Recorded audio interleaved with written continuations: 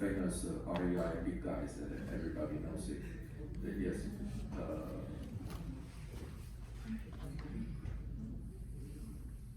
So, yes, please. Professor Hampton. Thank you, Mr. Chairman and Mr. Chairman for the kind introduction. And also I would like to thank Professor Hirota for giving us the overview of what we are actually trying to debate today.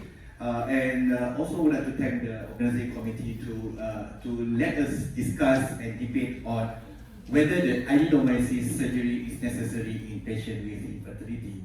So for me, I'm against, for disclaimer, I do have adenomyometry done by myself, but I think for the purpose of my presentation today, I'm going to against and say that adenomyosis surgery is not necessary in patients with fertility.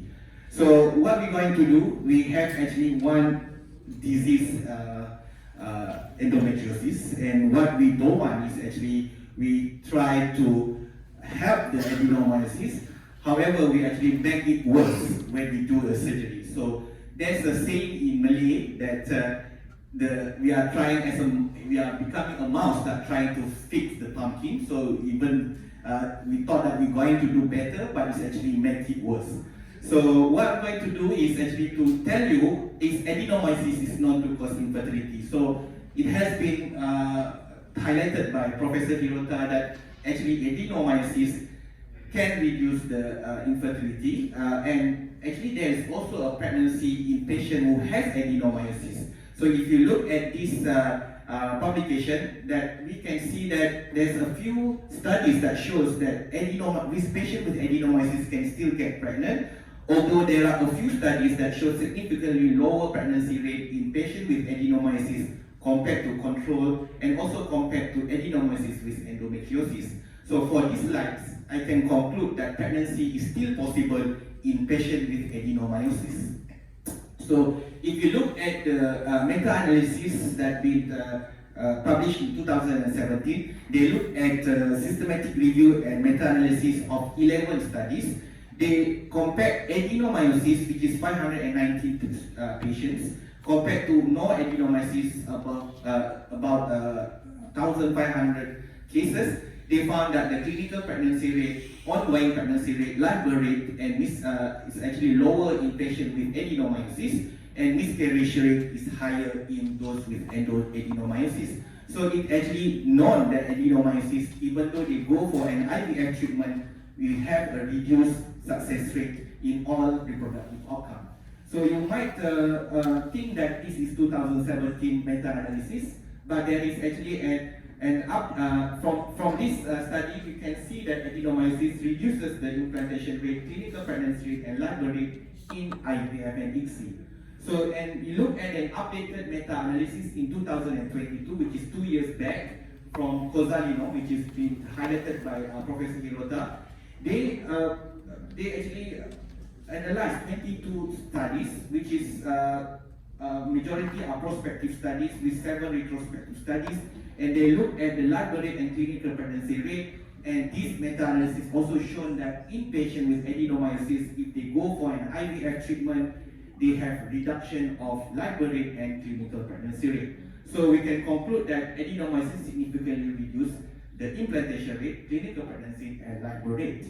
However, is it the implantation rate, lower implantation rate in adenomyosis is due to endometrial receptivity. So if you go back to basic, we know that to have an implantation, successful implantation, we need a receptive endometrium. And we also need a good quality embryo, and we need a synchronized talk between the receptive and endometrium. And to get a pregnancy, you just have to be in these overlapped circles. So in a lower implantation rate in adenomyosis, we have to look at this oocyte donor model, whereby Cozzalino in 2024 have actually published one observational study looking at oocyte donor cycle, meaning that these studies only involve oocyte donor cycle, and they transfer the embryo from the oocyte donor to patient with adenomyosis and also no adenomyosis. They found that the implantation rate, clinical pregnancy rate, and live birth rate has no difference when the patient with adenomyosis received oocyte donor cycle. So we can conclude from this study that if you take out the poor quality embryo because of the oocyte, we can see that adenomyosis did not significantly reduce implantation per se because we already removed the quality of the oocyte and embryo. So this study has shown that implantation rate is affected, is not due to the endometrial receptivity. And another motion that I would want to put forward is actually the uterus is not the only cause responsible to cause the infertility in patients with adenomyosis.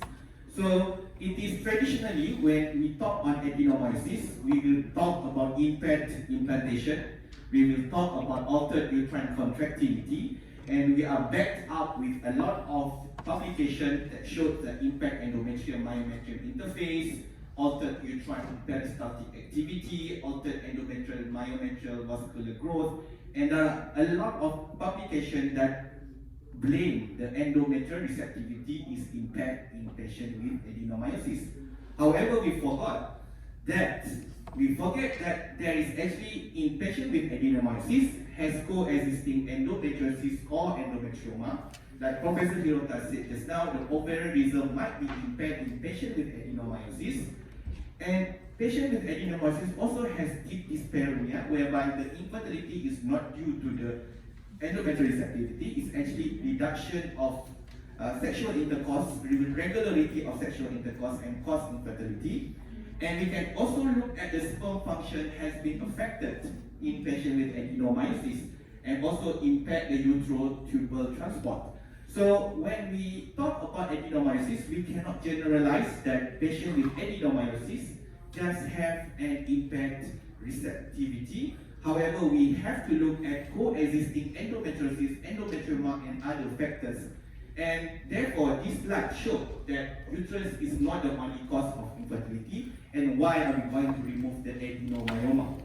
So, and the next motion that I want to say that is medical management sufficient in treating patients with infertility in patients with adenomyosis. So let's go through that. If we look at the evidence, with giving an adenomyotic uterus medical management, we can actually promote the anti-proliferative effect on the tissue. It induces the apoptosis, it reduces the inflammatory reaction, and also less angiogenesis. So the medical management actually proven to reduce from adenomyotic tissue to a normal uterus. And what we're going to see here is medical management may restore the adenomyotic by using a medical management. So you might ask me whether is there any pregnancy in women who actually been given a generation analog. So this is published in 2016 by Professor Harada. So looking at pregnancies after GnRH analog, even though it's quite small number, and it found that after giving a GnRH analog, there is a pregnancy reported, and with patient with adenomyosis. And what we can conclude from this series of study publications, that spontaneous pregnancy can be achieved following a medical management. And the next one is whether if we know that patient with adenomyosis who actually been subjected for IVF and ICSI, whether do we have any strategy to improve the IVF outcomes? As we know just now that all patients with, even though they are going for an IVF ICSI, they have reduction of live birth rate and clinical pregnancy rate. However, we do have strategy on that.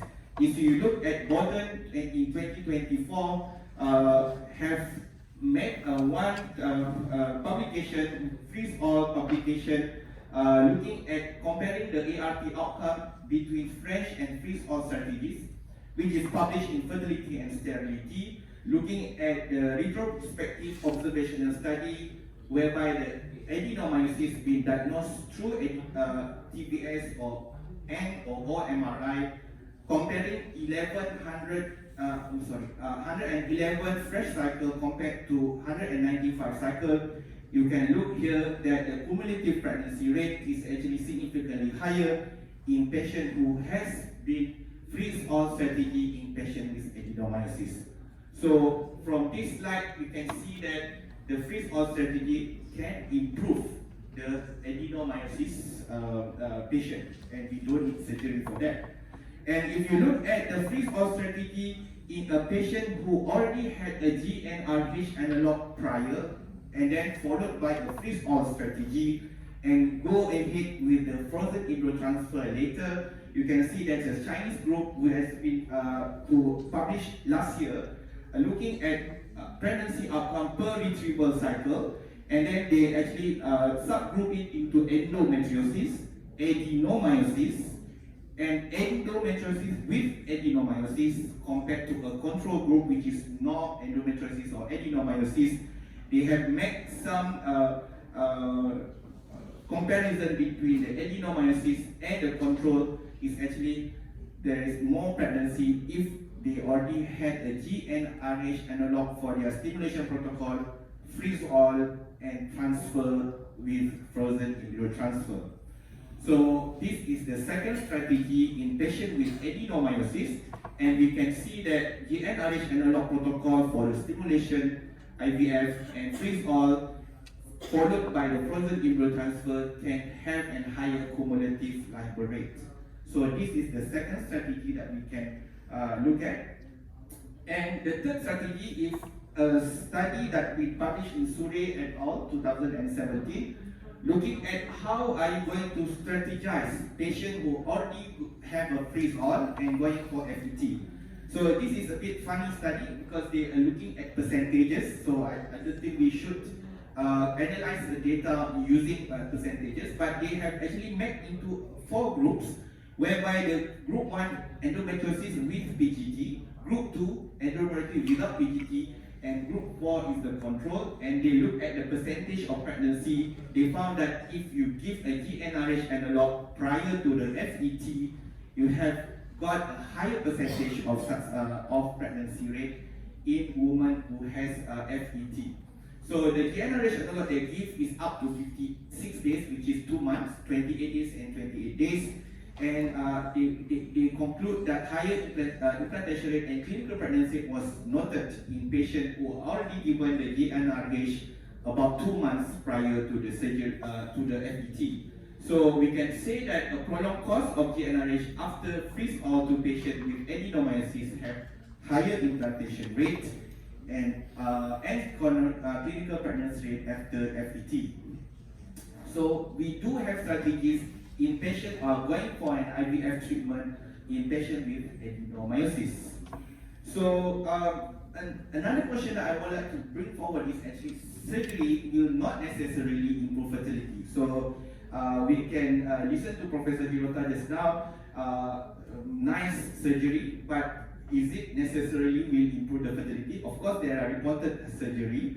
So if you look at this reported publication that look at very small number of studies, which is conservative surgery with or without hysteroplasty, you can see that not actually everyone can get pregnancy. It's only one or a few pregnancy out of the surgery that they have done. So these studies have shown that even though you do surgery, you might not be able to get pregnant to preserve the fertility. And from this slide, we can say that surgical management does not guarantee pregnancy. And I also against the surgery because the surgery is not without risk, okay? And it also poses impact on the pregnancy.